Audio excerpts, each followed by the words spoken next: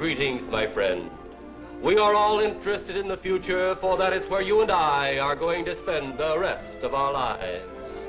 You are interested in the unknown, the mysterious, the unexplainable. That is why you are here. 10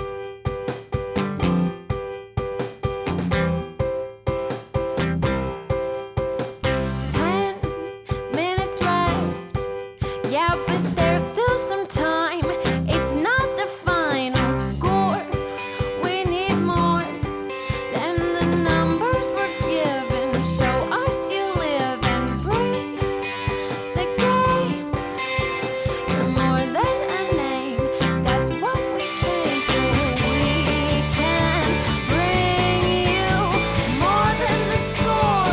Every story. Let's take this thing off of the field into the real world,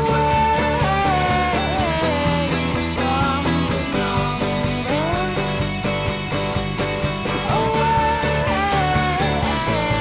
from the numbers,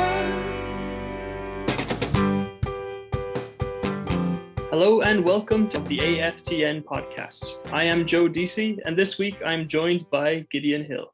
Hey, Joe. I want to say first off, congratulations on the newest member of your family. I think that's why I missed out hosting a month ago. So congratulations on the newest beautiful daughter in the family, and glad to have you back on the show. Thanks.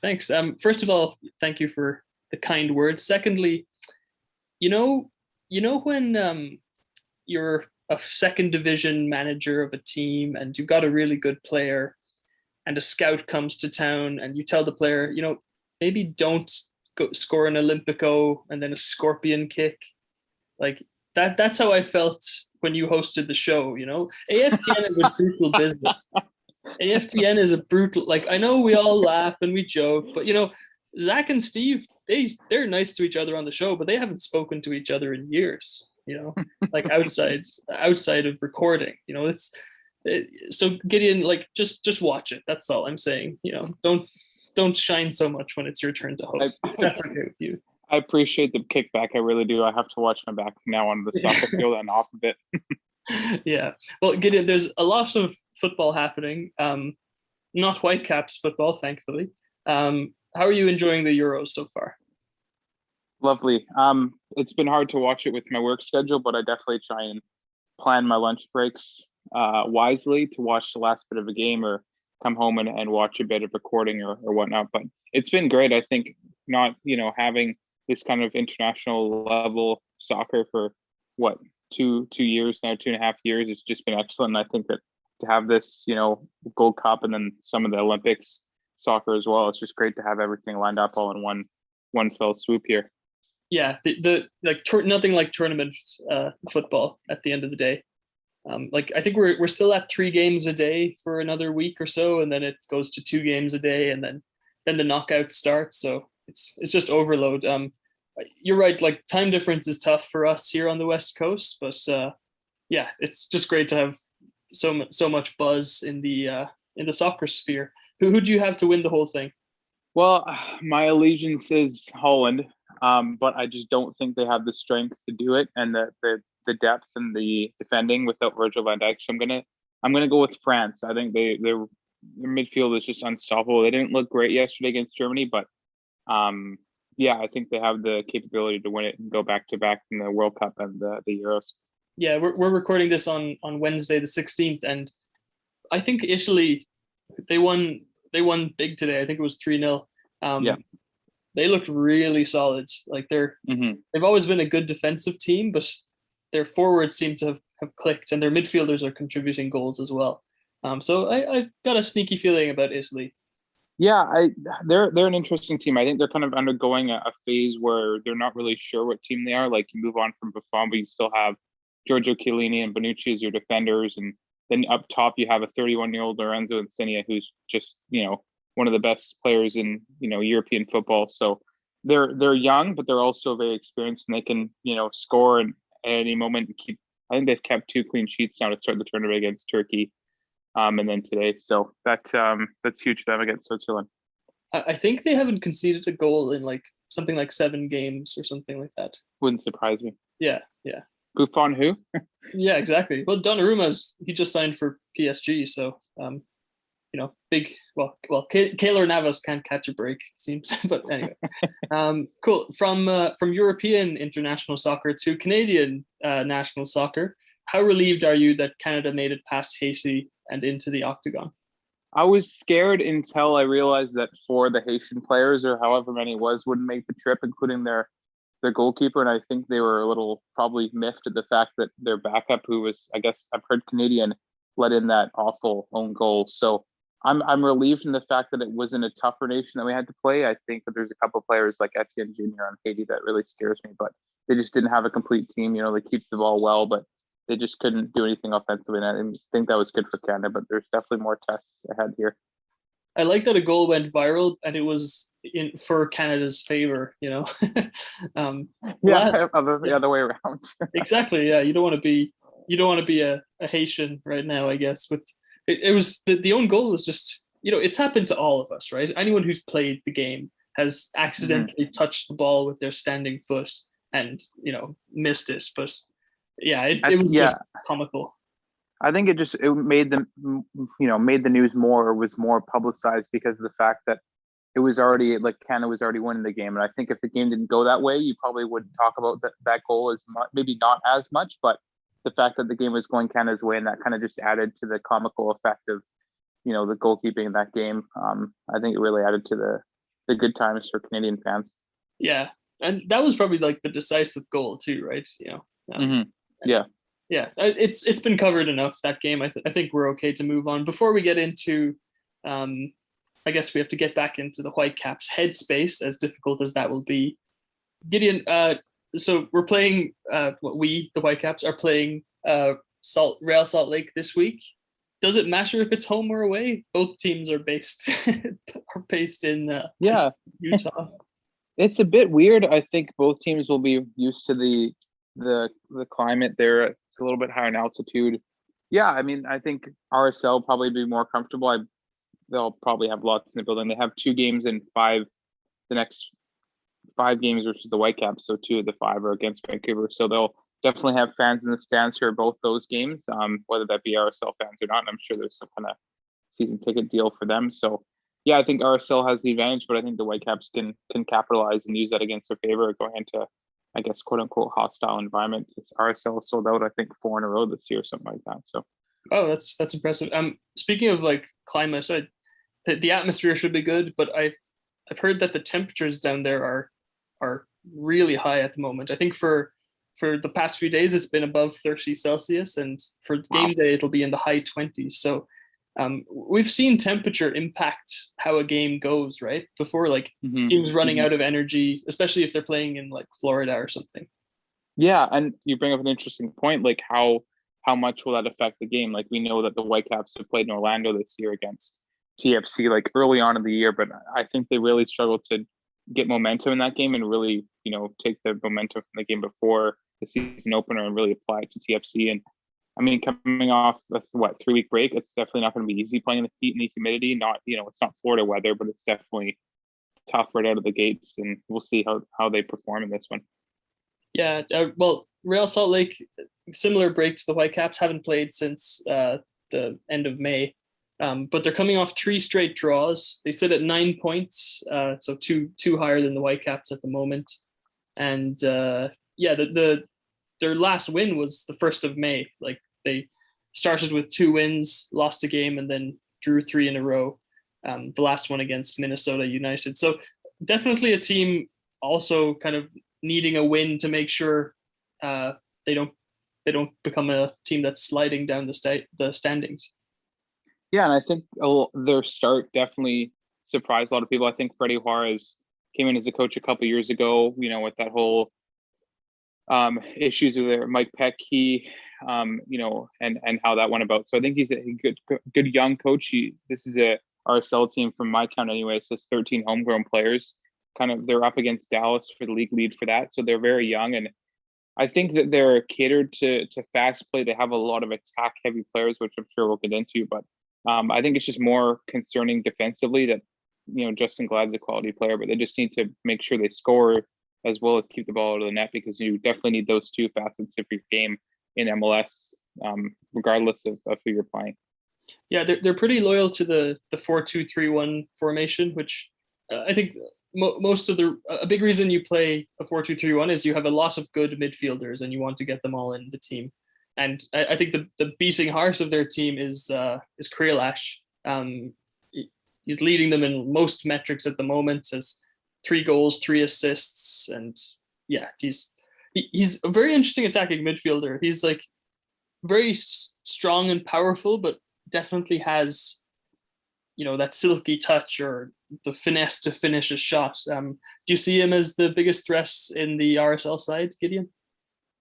Yeah, and I think defensively, Krielash is very reliable, and I think Rusnak as well. On the other side, like on the flip of the coin, the same coin, but on the other side is Albert Rusnak, like a guy who, is a creative-minded player. He definitely gets a lot of, maybe didn't get play as much as he wanted to last year, contributed a lot.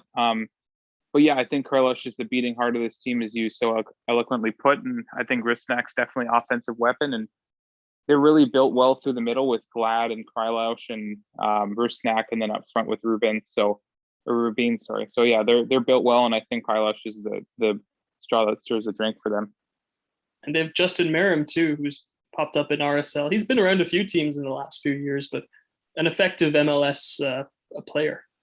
Yeah, he bounced around from Columbus, Orlando. Was he at Inter Miami for a bit, or am I imagining that? No, I think everyone seems to have popped up in Inter Miami at some point. We'll have to get into Gonzalo Higuain's comments. They were pretty funny. I don't know if you saw them or not, but I did. He said, yeah. Was it I thought I would play a game like with a cigarette in my mouth, but it's actually been quite difficult, or something like that. How bad do you feel for his brother Federico? He's just been in this league for like 5-6 years. Yeah. I bet in the Higuain household, Federico's like, I told you it's not that easy. I told you. Man, that's funny. Yeah. So like, just to summarize on RSL, like, I don't think we're expecting an easy game. A draw would probably be a good result for the Whitecaps. We'll get into the Whitecaps tactics a bit more in a second, but RSL have dangerous players for sure. Mm-hmm. Yeah, and I think they'll be aided by the signing of Jonathan Menendez, who they just signed before the transfer window closed from Independiente in Argentina, and they have Bobby Wood, who's a U.S. international from Germany. So they're definitely adding to their attacking corps. Again, I think it's just defensively that they need to be worried about. But if they have a full strength team, maybe including those two for the weekend, I would be concerned with the Whitecaps. But given their form, I think Vancouver's form as well has been amazing. But I think both teams will be very hungry for a W on Friday night in Salt Lake. Yes, indeed. It must be nice for them to be able to actually sign players. Seems like the Whitecaps have been stagnant on that front for so long. We're still waiting for that number 10, Axel, if you're listening. He's a big fan. That's why I say that. Let's get into the Whitecaps then. Really need a win. Like, I don't know about you, but after the last game, I definitely got that feeling in my gut where I was starting to get a little bit worried for Marc Dos Santos. What are you feeling at the moment? Yeah, I'm definitely disappointed in the start. I think given the quality of players they've signed, and the development they put into the squad, like using Baldissimo more as an offensive weapon as well as defensive weapon. Like, they've signed these great players, MLS caliber players, I should say, not huge DPs, but like Gaspar and Alexandre, and acquiring Brian White, who in his own is a good pickup. So I'm disappointed with where they are given the squad depth they built. I definitely think that they would, have a few wins by now, but yeah, I know Schuster said that MDS is safe to the end of the year, but man, you feel like if they're gonna, this is what, his third season now, and if they're gonna keep going on the trend they are by drawing or losing, almost every second or third game, like, who knows what's gonna happen. Yeah, if they lose this game, they'll fall on the wrong side of the point per game average, which by itself isn't even enough to get you into the playoffs, right? You need, you probably need, 40 or 48 points or something to get to reasonably reach the playoffs. So, like, it's definitely not. It hasn't been good enough up to this point. But who knows? A couple of wins. I think the schedule has gone from really sparse to very very busy in the next few weeks. I think there is a week between, or there's 5 days between this game and the LA Galaxy game, and then I think the next one after that's pretty quick after as well. So generate some momentum against RSL. A win would be great. Goals for some players who really need goals. I think the only person who's scored enough has been Christian Dahome. You would ideally like Caicedo to get another few. Cavallini got that one, and he's supposed to be our big goal scorer. Just you feel like the team needs a bit of a shock of confidence before this becomes a real slide. Yeah, I mean, I hate to point the finger at the number 10 position, but you see all these other teams in MLS having success with number 10s. Like you see Portland winning MLS Cup final with Valeri, who's attacking mid, and Atlanta, Almiron, like Giovinco. Like there's so many different examples you could bring up for having an attacking midfielder. And maybe that's not the case with Vancouver. Maybe they have other sources of quality and attacking presence to make, get them to the next level. But you just don't see that right in this lineup, Joe. And I think it's definitely concerning because you have a lot of those guys like Caicedo and Dahome and Cavallini who are full of quality. They're big money players in the sense, Whitecaps side of things, but they're just not getting the service. They're not scoring. They're not getting help and support. So I definitely think that the answer to their problems will be number 10, but it's clearly not an urgency or something that they're going to be able to pull the trigger on right now. So you just kind of have to, tap your fingers and wait for something to happen on that front. Yeah.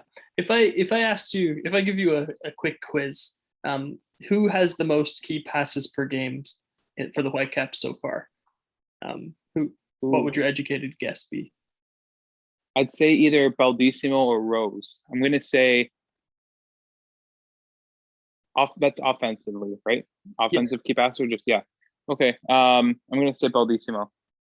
Interesting. I think he hasn't had one key. Well, key pass is a very subjective thing, right? It's the person who's tracking the game calls it a key pass. It's actually Christian Gutierrez, close to 2 key passes per game. He has had 2 assists, so I guess an assist in its nature sometimes is a key pass. But there's only one other player that's above 1 key pass per game, and that's Caicedo. Theo Bair, who's had 2 substitute appearances, has 1 key pass per game. So that means he comes on the pitch and makes a key pass and then leaves, basically. It doesn't that doesn't speak to me like there's a thriving midfield. If anything, that makes it look like there's a midfield void, and that adds up to needing a number 10, I guess. I mean, I wasn't far off my assessment of saying Andy Rose would probably lead the team in key passes, so that was kind of a shot in the dark. But yeah, I could expect Gutierrez. I've really been impressed with him, and I think without him, if Aden was gone, I think I definitely would have been worried. But he's been a great. He's picked up last year. He didn't play a whole lot, so I'm glad he's getting the chance. And I mean, full credit to him with thriving at that left wing back position for some of this year. Andy Rose is tied for second on goals with 1 for the team. So not much of a challenge there. It's just depressing reading from top to bottom here. So we know that Marc Dos Santos sometimes can be called a tinker, I guess, of formation. Do you think a formation change is needed? We've seen a 4-4-2 most of the time up to this point. Some murmur or some calls on Twitter for a 3 at the back to shore it up. What do you think? I mean, I don't think, from my perspective, the defending is, at the 4. It's not that they're giving up 4 goals a game. I definitely think they could have avoided some of those. One of the 2 Houston goals, I think it was the Rudy goal, that was just poorly done. But I think that they need to spearhead the attack more, and whether that be a 4-3-3. If they have so many, like a plethora of midfielders, we talked about this before, Joe, how many guys they have in the midfield, like depth-wise, they have 5 or 6 guys. And, you don't have a number 10, use your midfielders to your advantage. You have 1 sit back and 2 maybe press forward. And you have Caicedo and Dahome on either side of maybe White or Cavallini or Bair, whatever, happens to work out. But you have these, your weapons in midfield, like have them all on the pitch at the same time, see what happens. Like, I'd love to see that happen, but I just don't think that MDS will do it. But other than that, I think you stick with the status quo of the 4-4-2. Yeah, I think now that you say that, you're right. Like 6 games so far, conceded 7 goals. That's not terrible. But you've only scored 5. So, bringing in Weiss, like trading for Weiss, is definitely a sign that it's a move that telegraphs we don't have goal scorers. We need another option. That 5 goals in 6 games is nowhere close to being enough. You'd want to see that at 12 goals so far. So a formation change would be an interesting thing. Like with a 3-5-2, you still have 2 strikers, like compared to a 4-4-2. It's not like you're completely reinventing the wheel up front. And some of the stuff that MDS has said about the wingers need to cross earlier before the defenders are set. After I listened to that, I noticed that the wingers were definitely crossing it earlier. But the problem there was that while the defenders weren't set, the strikers also weren't ready or in the right position to attack the ball. So, it's good to catch the defender. Yeah, exactly. It's good to catch the defender out, but you're also catching your own attacker out. And if anything, since that tweak has been made, the Whitecaps' goal scoring has gotten even worse. Like 1 goal in the last So if the defenders aren't set and the strikers aren't set, hopefully the goalie's not set, so somehow that ball can end up in the net. Anyways, that's a story for another day. But you're asking them to ping pong shoot. effect into the net. That's called shooting, Gideon. Right. Depends from the position they're in. Anyways. Yeah. How about let's go through the team and see, assuming we stick with the 4-4-2, what our teams look like. I think Crepeau in goal, it's kind of an obvious one. Any disagreement there? Oh no, not at all. Cool. In the back line, we could see Gaspar at right back, or maybe Nerwinski. They're both out from what I hear. Oh yes, you're right. So maybe Brown will slot in.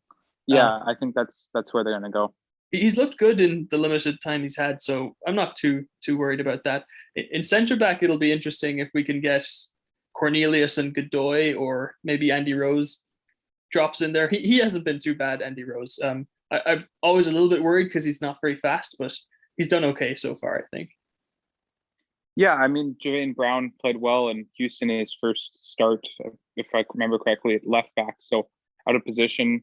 He's the only option at right back, so that's where you have these depth draft players. But yeah, I think in this case, Rose will probably slot in, just given how inexperienced Brown is and how experienced Rose is. And then I think maybe to the left of Rose, it'll be Godoy, who's probably your best defender. I'd love to see Veselinovic, but in this case, if Brown and Veselinovic are on the same pitch, they're just under 23 or 22. Like, that's a lot of inexperience. So I think MDS loves his experience, so we'll see what happens there. Yeah, and then another young defender in Gutierrez on the left, who has to start. Yeah, so that's 3 guys. Yeah. He's the first name on the team sheet nowadays, which is a story in itself. On the wing, let's leave left wing open for a second because it's kind of a bigger topic. But in the center of midfield, you could see Owusu. I think he's probably back by now. You could see Baldissimo. I'm not sure if Bikel is available, or Caio Alexandre. We've got 4 players there, 2 spots. Which player would you go for? I think you have to roll with Alexandre and Bikel. I think they've kind of complemented each other well. Alexandre is your money guy. You don't want to have him sitting on the bench. I think it's a toss-up between Owusu, Bikel, and Baldissimo. For what I know, only Ricketts, Gaspar, and Nerwinski are out. So that leaves a lot of options in midfield for MDS, which isn't a bad thing. You like to have those headaches, but it's whoever showed up in practice. But I think it'll be Alexandre and Bikel in midfield. Mm-hmm. And we for the front 3, so the right winger and the 2 forwards, up to this point, we've seen Caicedo, Dahome, and Cavallini kind of fluidly interchange in those 3 spots. Mm-hmm. Do you think the addition of Brian Weiss changes that, or will we see the same front 3? I think so. Given that, as we talked about numerous times, the no number 10, where does your creativity come from? It's going to have to come from up front with the two. So I think Caicedo and Dahomey, who can really provide a lot going forward, and then maybe later in the game, if the Whitecaps are winning, you kind of go to a 4-3-3 and compress, and then you bring on Tybert to replace one of those two. So I definitely think White and Cavallini wouldn't be the worst option. Maybe even like a Raposo in behind Cavallini, like a 4-4-1-1. I don't know. It's just about distribution of those two. You have two tall, bulky guys who can really finish, but it's about getting the ball into them, which Gutierrez brings. So I could definitely see those two starting up top. It's just a matter of who you bring off the bench. You'd only have Theo Bair, who's been hit and miss form-wise this year. So hey, one key pass a game doesn't lie. I'm not trashing on the key pass. It's just more what we've heard from training and whatnot. But yeah, that's a good stat for him to hold in his back pocket. The subtext is very, very rich with Theo Bair. Yeah, he's got potential. He's really well rated on Football Manager. So there's always that to go by. You mentioned White and Cavallini playing. I think, and I agree with you, that we'll see White and Cavallini up front, and Dahomey and Caicedo on the wing, which means Tybert would drop to the bench, or he would fill in the midfield if MDS really wanted a runner in there. So I think we're going to see some change, and the fact that you have two, let's call them target men, means that we might see a bit more direct passing or crosses from deep for the wingers, I guess. So yeah, it'll be interesting to see. On Friday morning, we're going to watch Harry Kane, and on Friday night, we're going to watch people kick 40-yard balls at Lucas Cavallini's head and hope one of them goes in. What a comparison. What a comparison. We have to trash Scotland while we're at it, because England's playing Scotland. So that'll be a really good game. Oh yeah, that'll be two countries that probably don't like each other at the moment. How many red cards are you thinking? 5. No, I'm just kidding. Probably 1. I'm not even joking. Like the way that Scotland plays, they're very rugged. They're not a highly entertaining team. So I definitely think that they could do some damage to England or vice versa. Yeah. Cool. Well, Gideon, I think we'll suffer through this next Whitecaps game together. Hopefully they make it out the other end unscathed. Would you like to tell everyone where they can find you online? At _Gideon Hill on Twitter. And you can find me at Joe DC Van. Thank you very much for listening to episode 461 of the AFTN podcast. Enjoy the game.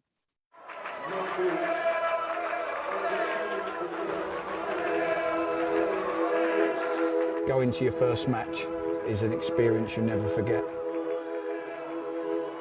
The atmosphere of what's going on around the pitch looks beautiful, and you always look and go, wow, I'd love to play here one day. If you get the bug, it's going to stay with you for life.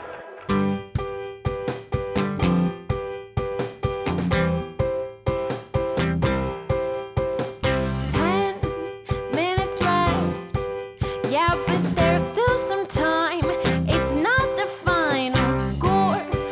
We need more than the numbers we're given. Show us you live and breathe the game. You're more than a name. That's what we came for. We can bring you more than the score.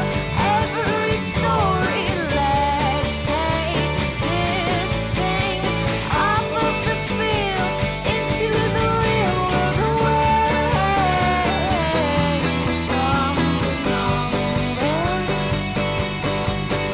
away from the numbers.